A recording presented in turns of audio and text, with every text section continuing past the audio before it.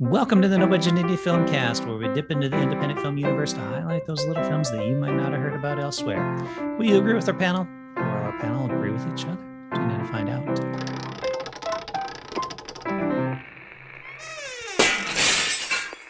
I am Milo Dennison, and with me, as always, is Claire Milan. Hello. And Carl Feeney. Hello.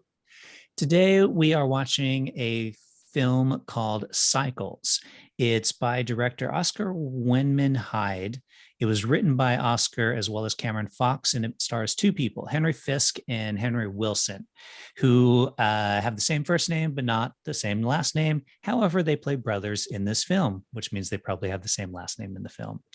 So they are going off to college, or the younger brother is going off to college, and his older brother is taking him to kind of drop him off.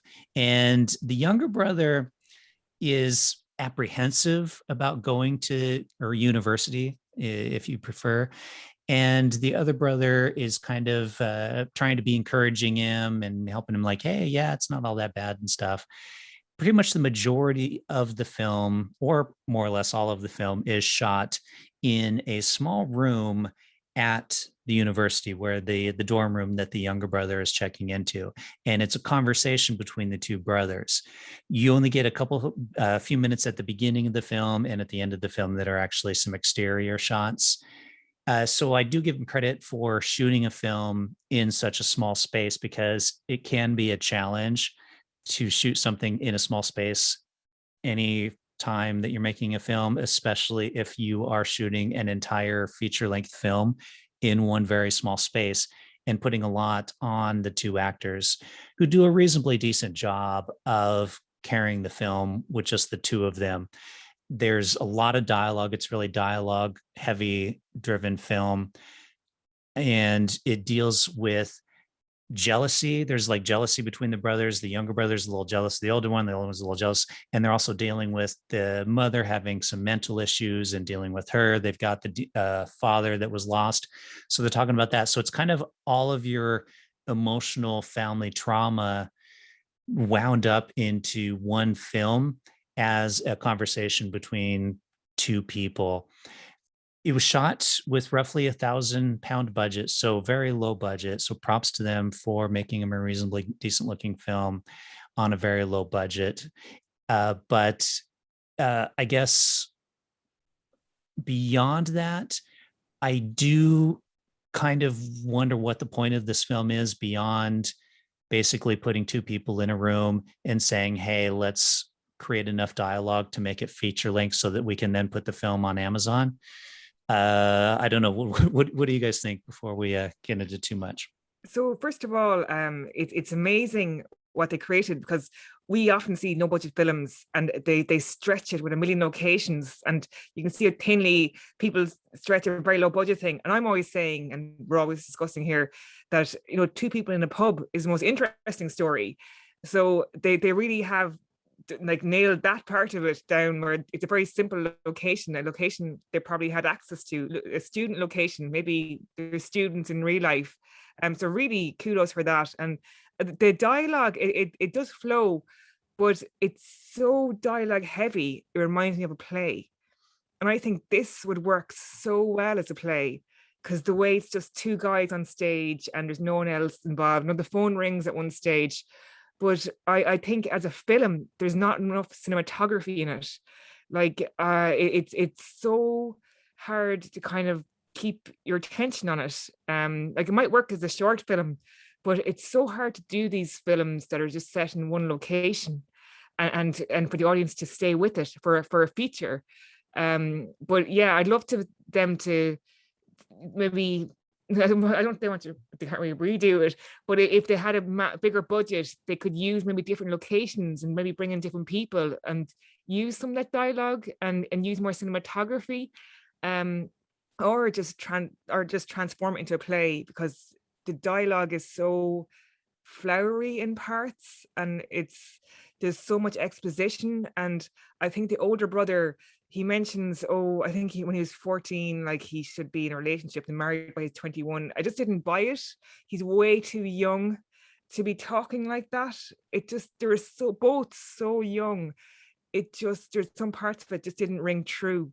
And I know we're no budget filmmakers ourselves, and I really admire people who go out and make these films with nothing, because I've made films for literally €100, you know. Um, and so I really admire them for that side of it. But for a feature, it doesn't stand up for me. It is more like a play. And I'd love to seen them do this with a bigger budget, with different locations, because I kept waiting for them to leave the student accommodation and go somewhere else.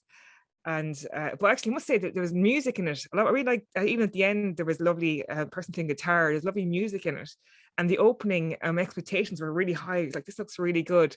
But when they just stayed in the same location, and it was so dialogue heavy, it just didn't quite work as a film, because there was so little cinematography there. But again, what you said, Milo, filming in a small location is very hard. So that's it's, I think it's I don't know if it's their first film, but it's, yeah, I think it's a really good starting point. But for me, the film just didn't work as a feature. Yeah, I think it's I could be wrong on this, but I think it's their first feature film. The writer director, I think it's his first feature. He's done shorts, but I could be wrong on that, but I think so. I agree with Claire. I did think that it did seem more like a play than a film. If you think about a film, typically, like, you can divide it into sort of three components. You have like cinematography, the acting, and the script. So like the cinematography here wasn't really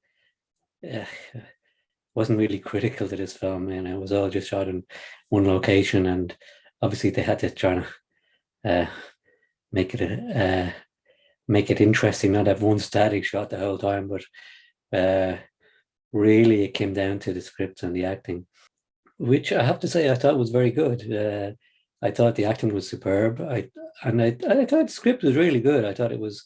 It did take, it did take a lot of concentration to stay with it. Like, there was no opportunities to kind of zone out at any stage, or there was no kind of different locations and transition scenes or anything like that.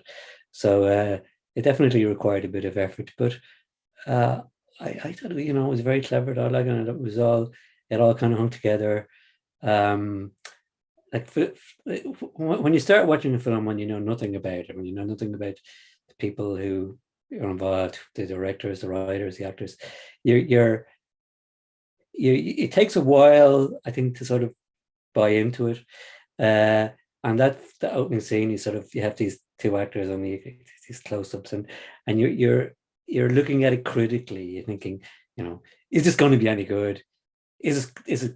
Can these guys act? So I'm looking at I'm sort of looking at their sort of their ability to carry this off. And then it kind of, after a while, you sort of get, the story kind of draws you in, and you forget that they're acting, and you kind of get into the story. And I must say, I thought it was very good.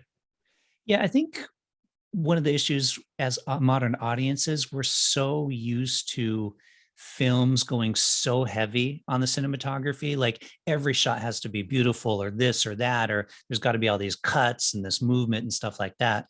So it can be a bit jarring to watch a film that is the opposite of that, where there's basically no real camera action going on here, and it relies solely on the story and the actors to carry the film. So it definitely takes a little getting used to for that aspect of it. I didn't think about that, but you're totally right, both of you, and that this would be a great play, because the dialogue is really well written. Yeah. And flows really well. And I could see this on a stage between two people. It'd give them more. I think you would get more out of this if it was in a theatrical production. And you know what? Just listening to the dialogue, it's terrific. There's some beautiful moments in it, because writing a play, you can use words. You can use that more than a film, and because a film it's you show, not tell. In a play, you can tell, don't show.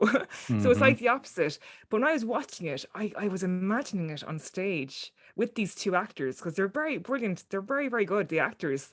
So I just had this vision on a stage, and the lights, and And I hope the filmmaker turns this into a play and tours it, bring these actors back and get them on stage, because it is a beautiful play. There's some lovely turns of phrase in it. There's some beautiful language in it. And for a film, it doesn't quite work because of that, but yeah, I just think just there's no cinematography really in this, and because I don't know other films that they're one. I'm not a big fan of this kind of style of filmmaking where it's one location. It's so hard to pull off, it's so hard, and I think there's not an, it's so hard to find an audience for this type of film in one location. Even if it's a Hollywood film, people don't really enjoy them as much, but as a play, yeah, it'd be amazing. Yeah. Well, there is a quite a famous film which was shot in one location, which is 12 Angry Men, Ah, which was just a jury room.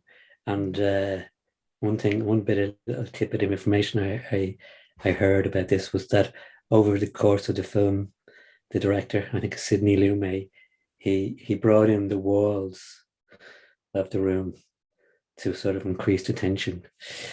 Uh, so that was one aspect of this film, that it was, because it was a very small location, maybe it increased the tension. And if you do think about a stage would give them maybe a bit more freedom, yeah. possibilities. There was a couple of things though that I did. I don't know. I did.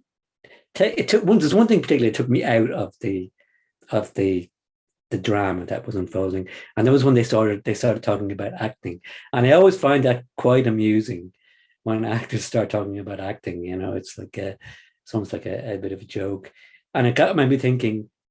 Okay, well, I started focusing on the acting again, and it sort of took me out of it for a minute. So that would be my advice to people, like try to avoid that topic. I think that was in one of the Matrix films as well, when one of the guys he was like betraying everybody to the machines, and he was going to be reincarnated, and he said, "Oh, can you wanted to be reincarnated, something important like an actor." Mhm. I thought it was quite And, funny. and it's quite funny because I was told that recently. I was working on a new project, and the person who was helping me said, "Whatever you do, please don't write about being an actor or a writer." They said that to me because so many people are doing it, because it does take you out of it. So I think if they just change that, being an actor, Yeah. it's just something about it. I think it's because they are actors, and maybe Yeah, I don't exactly. know Yeah. if the writer is an actor, but it just takes you out of it. And it's funny that I was told the exact same thing. Please don't write about being an actor or being a writer. Yeah, I agree. And especially if it's not necessarily relevant, like the film's not about being an actor. No. Right. So when you do a film like this, especially with small budget film, everybody knows it's the director or the writer basically making some comment about their life, and it then takes you out of it. And so you need to, yeah, it needs to be on a different subject unless the film is about being actor. I've also seen good films that take place in a single room call, like 12 Angry Men. There was one that Robert Downey Jr. did years ago. It was like him and Heather Graham, and I don't remember who the other person was in it. And it all takes place in this apartment.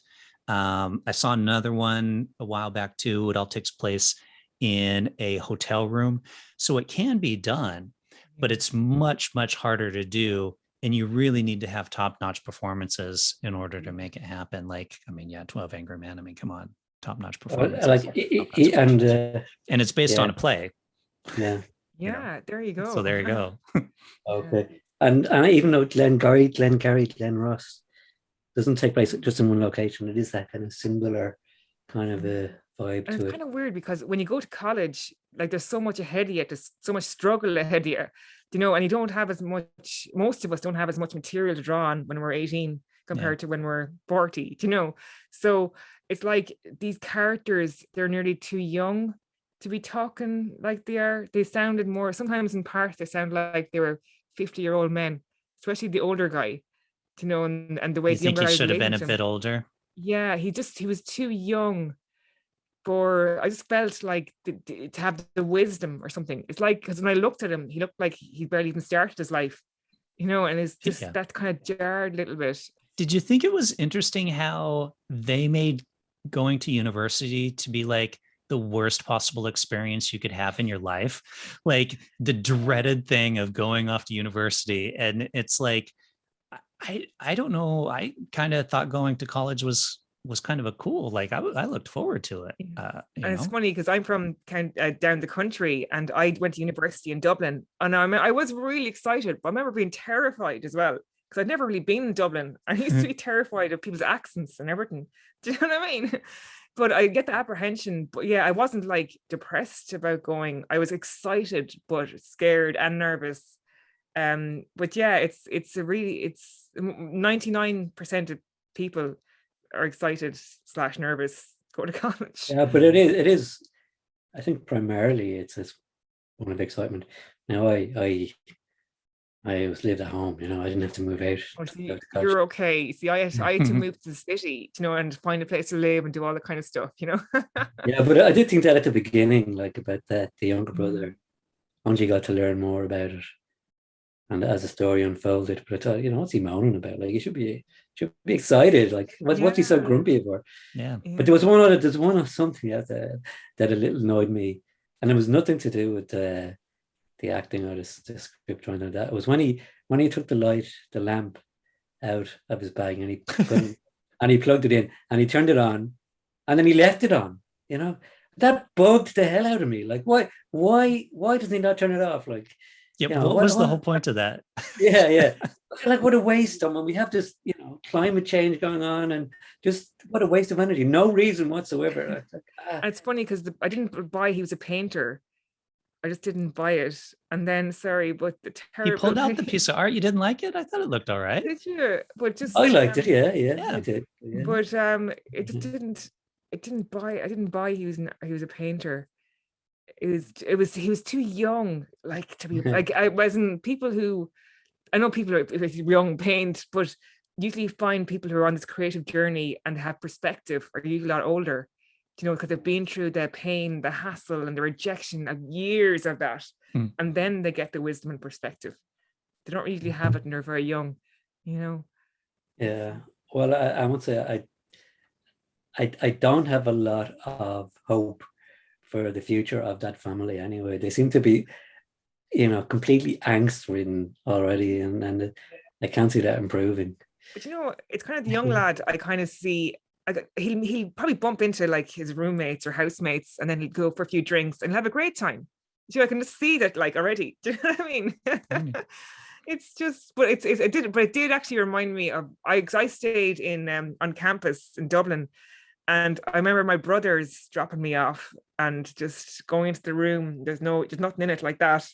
And and then they left. So remember, they brought me to Eddie Rockets first.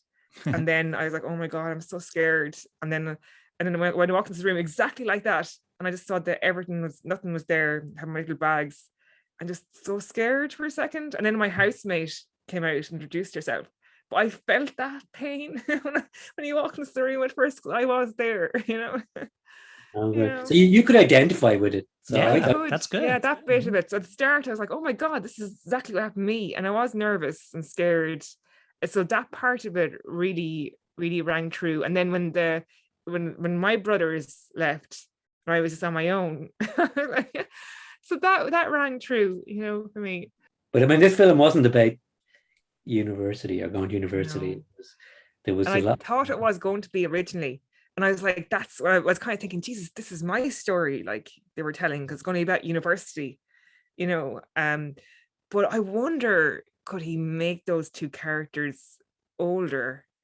Do you know, or the oldest character older? Because the young character should be young. He's going to university. Yeah, but even if he changes the premise from being going to university to somewhere else, because the writing is so beautiful. Do you know, a different setting of two 50-year-old men who've been through the ringer, do you know what I mean? Just, or something like it would really work as well. But I really hope they turn into play or workshop it, do something, because it would make an amazing play, and you could tour it around the place and everything. It'd be brilliant. Okay. All right. Well, let's rate it, guys. What do you think? Okay. So for me, it didn't work as a film because it lacked a lot of cinematography, but really good acting and some beautiful, like some of the screenplay was beautiful, very, yeah, really thought the screenplay was brilliant, but as a play, not as a film. The film just didn't work for me. I have to give it 2 stars. Okay, well, I thought it was, very well acted, very good script. I'm not gonna deduct any marks because it wasn't a film. I thought it was quite rewarding watch, so I will give it 4 stars. Wow. I didn't say this yet, but there were some things about the cinematography and camera movement that did annoy me, because there were a few times where the camera was moving as if like the person just was seriously cold, these little movements. So they're losing a point for that, because it didn't seem to have a purpose other than maybe the person was, trying to be out of the way of to create space. So I'd say as a student film, it's great. As a feature film that is looking to compete on quality in against larger budgeted films on the market, which is what it is. They're trying to release it, and make money off of it. That's where it's lacking for me. But I'm gonna go kind of right between the two of you, and I'm gonna go. Oh gosh, I was gonna do 2.5, but I feel like I should just go right in the middle. I'll go 3. All right, No Budget Filmcast audience. So we got a variety of opinions on this film across the board. It will be available on Amazon Prime. So when that's out, I think actually it will be out when this review comes out. I'm not 100% sure on that around the time. So if you do want to check it out, that's where to check it out at. Let us know what you think by leaving us a review or a comment or whatever. We can be reached at No Budget Show on Instagram, Twitter, or Facebook. And we're going to say, until then, we'll see you next time. Goodbye. Goodbye.